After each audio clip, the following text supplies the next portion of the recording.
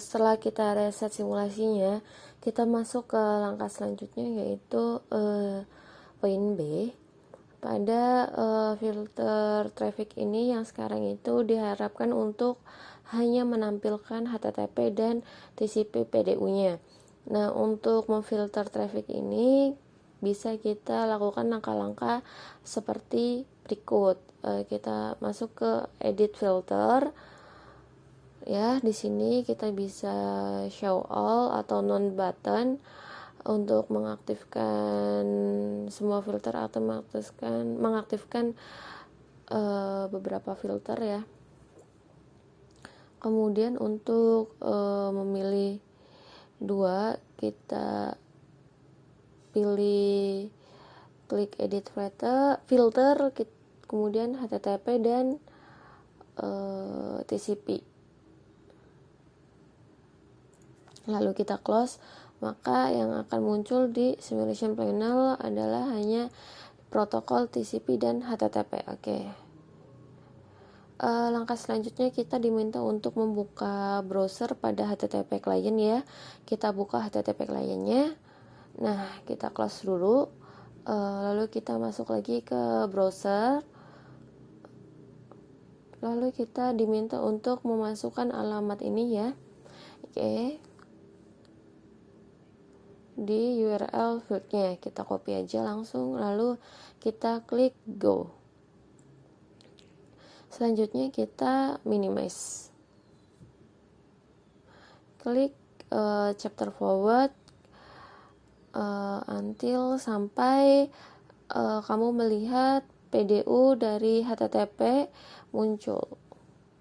Oke.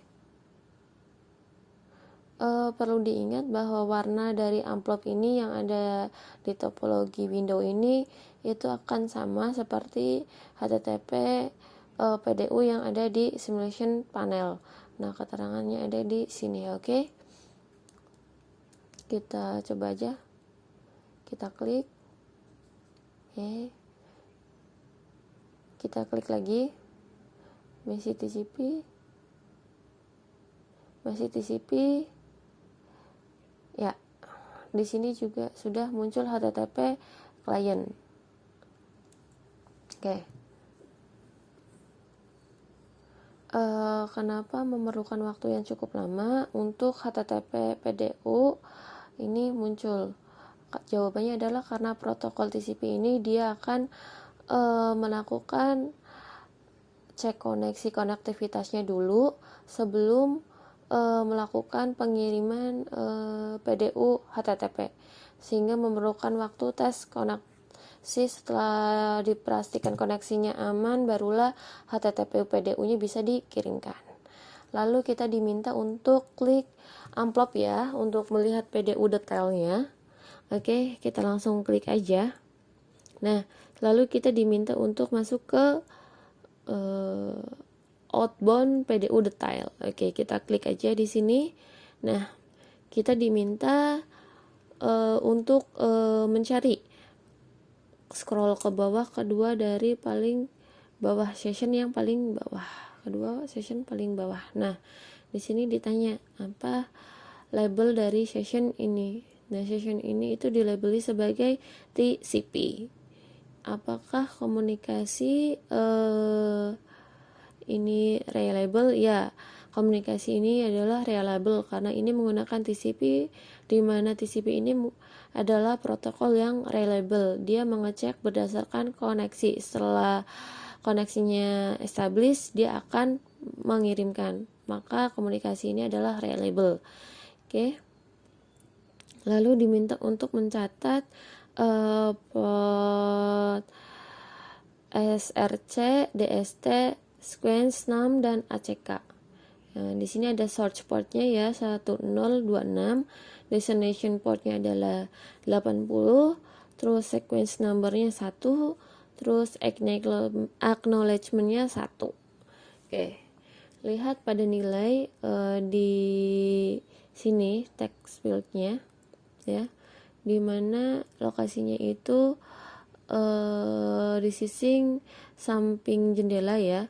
Di sini ada ya, di samping huruf B merepresentasikan bendera TCP-nya yang di flag ini. Jadi setiap 6 digit ini merepresentasikan atau berhubungan dengan bendera. Setiap angkanya 1 di setiap tempat itu mengidentifikasikan bahwa flag telah di set. Untuk lebih jelasnya kita bisa lihat di tabel yang di sini ya. Kita ambil yang paling belakang 1, 2, 3. Nah, ada 1, 2, 3, 4, 5, 6. Nah, ini adalah flag yang ke 6 yang digunakan. Berarti ini posisinya aktif. Yang di set adalah yang ke 1, 2, 3, 4, 5. Di sini berarti ada ACK. Untuk yang ACK,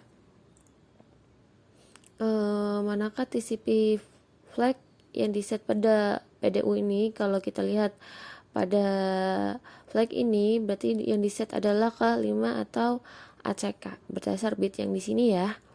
Oke.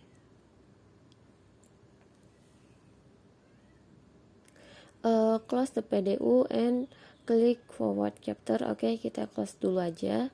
Lalu kita lanjutkan lagi sampai check marknya atau tanda checklist ini berpindah ke HTTP client. Oke.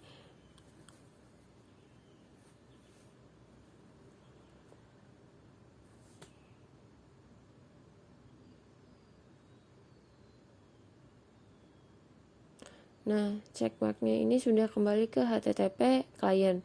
Nah, kita diminta untuk klik lagi, lalu ke inbound PDU detail ya.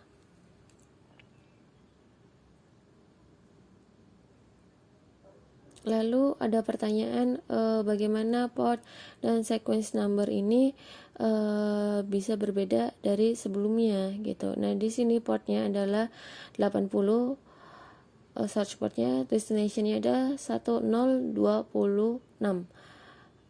Karena ini yang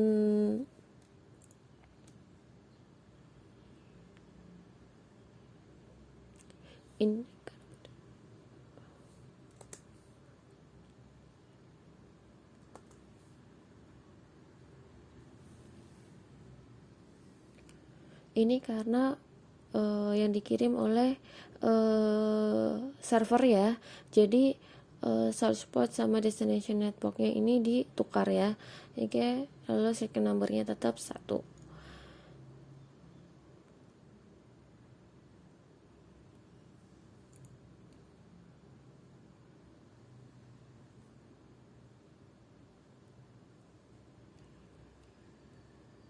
Oke, kita close. Lalu kita diminta untuk mengklik HTTP PDU-nya yang klien kirimkan ya, untuk ke multi server ya. Kita bisa lihat di atas. Oke, yang ini. Lalu kita masuk ke outbound PDU-nya. Nah, source portnya adalah 1026, destinationnya adalah 80, sequence-nya adalah 1. Lalu kita diminta untuk second PDU-nya ya, yang dikirim ya, second PDU envelope yang kedua. Kemudian kita pilih yang outbound PDU detail. Oke.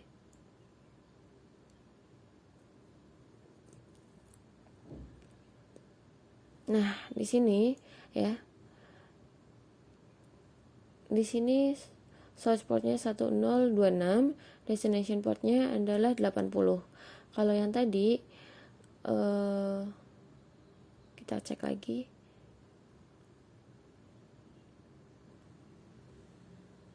Nah, yang ini kita pilih yang outbound. Nah, yang ini portnya 80, destination portnya 1026, sequence numbernya 1. Nah, maksudnya ya di sini apakah informasi yang di maksudnya ya di sini apakah informasi yang di list TCP session bagaimana dengan yang portnya sequence number yang berbeda dari dari PDU sebelumnya. Yang berbeda adalah yang search dan destination portnya yang dikirim. Kalau yang dikirimkan oleh klien, jadi ini tuh kayak ditukar aja ya gitu, mana yang dikirimkan, mana yang dikirim.